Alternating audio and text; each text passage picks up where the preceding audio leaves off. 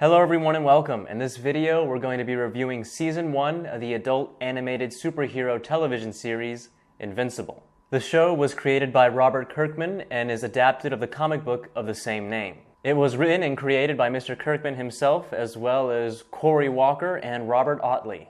The show was produced by Skybound Entertainment, Skybound North, Amazon Studios, and Point Grey Pictures. The show was distributed by Amazon Studios, where it is also located and made available for streaming. The show follows 17-year-old Mark Grayson, who goes by the superhero pseudonym Invincible, as he develops and discovers powers that he had inherited from his father, Nolan Grayson. Mr. Grayson goes by his own superhero pseudonym, Omni-Man, and is considered to be the strongest superhero on the planet, perhaps even the universe. Mark is guided by his father into becoming a superhero, all the while navigating life as a teenager in America. He finds it difficult to balance his personal life with his new superhero life. The series stars Steven Yeun as Mark Grayson. I do hope I'm pronouncing his name right. Sandra Oh as Debbie Grayson, Mark's mother and wife to Nolan Grayson, who's voiced by J.K. Simmons, to name a few.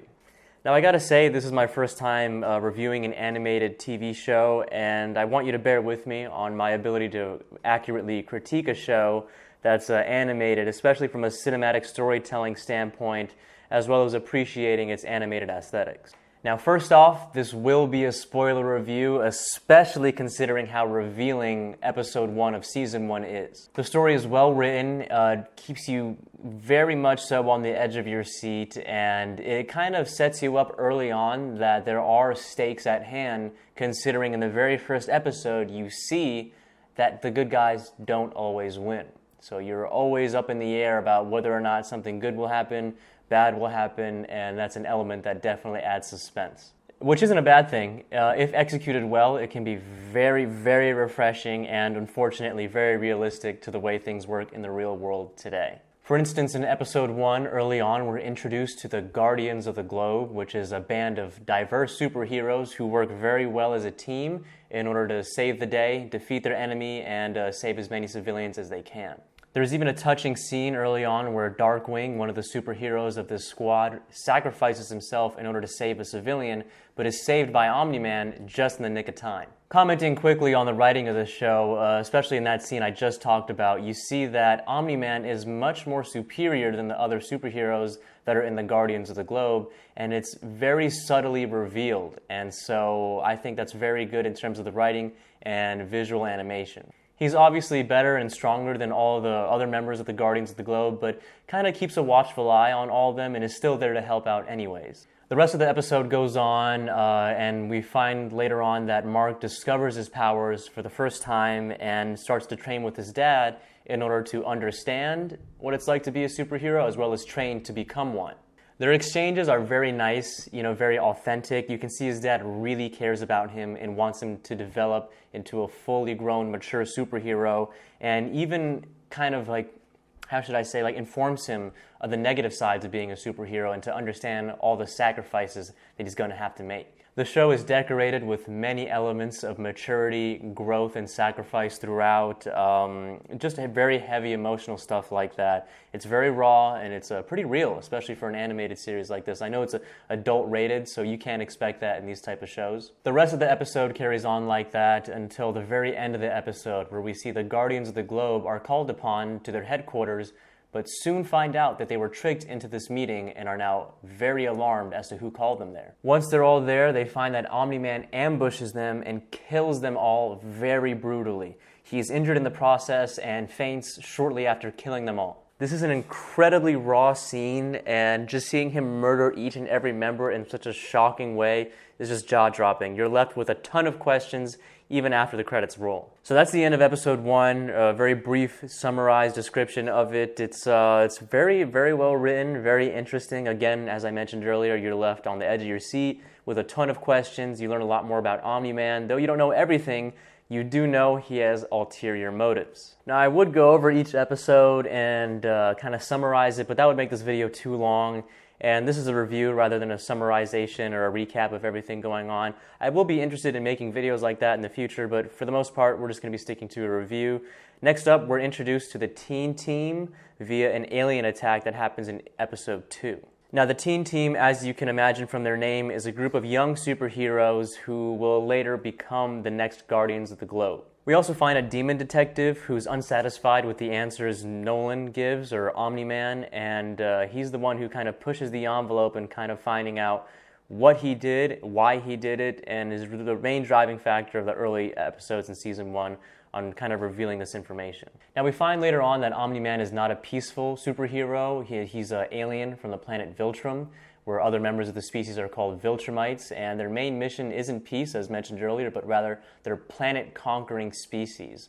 So they just go about the universe, the galaxy, what have you, and just conquer planets. Omni-Man being a representative of this planet, coming here to Earth to coerce or pretty much force humanity into slavery for this planet, just to give them their natural resources. This is revealed more directly through dialogue between him and his son, who is, Mark Grayson, who is Invincible.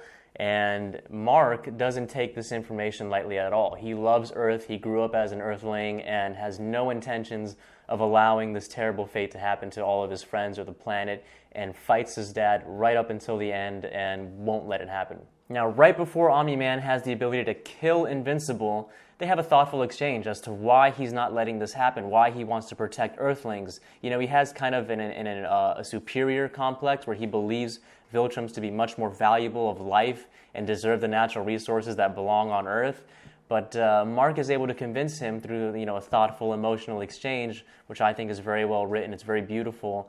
And right before he's about to kill him, he seriously considers this and even remembers a very beautiful and touching scene when he saw Mark growing up and kind of engaging in human life, which causes him to stay his hand from murdering him.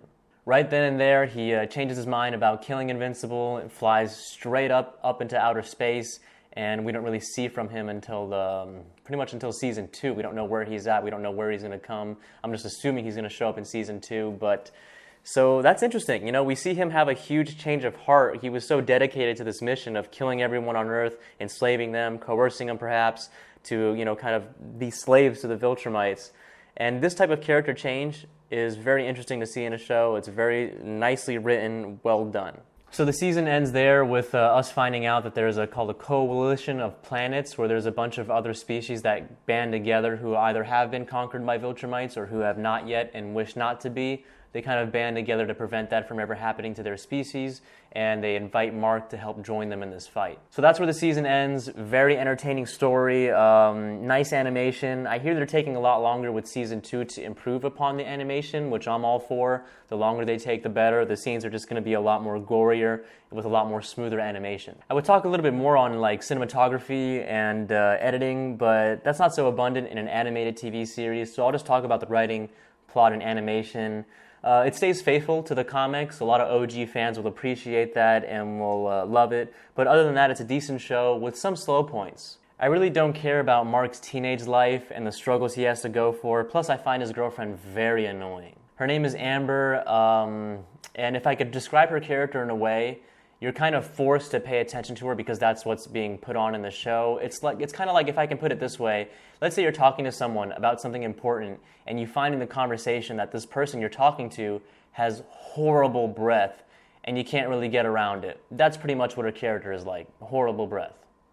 She's just some ridiculously pointless feminist character. I'm looking forward for her going away in the series. I know in the comics that she's not his real girlfriend and he moves on to kind of have a relationship with another superhero, and I'm very excited for that. Also, there's a disgusting pedophilic relationship between a character robot and Monster Girl, and I really hope that goes away soon. I mean, that could be Hollywood just being Hollywood, pushing their pedophilic agenda, but let's hope that changes really soon. So there are some slow moments in the show where I'm very bored, very uncaring of what's going on, but thankfully those are very sparse, and it could just be the child in me that's, looking forward to all the gory, bombs, explosions, action scenes that are going on. But after all, it's a superhero show, and that's what's littering the mediascape as of late. Other than that, pretty good show, very decent, nice work, nice voice acting, all with good direction, and kind of good, very, very worth it to watch. I recommend you guys go ahead and take a look at it. I'm very excited for Season 2. That's going to be it for this video. Thank you so much for watching. You guys are the best. I'll try to upload every Friday if I can. Other than that, thanks again. You guys are the best. Take care.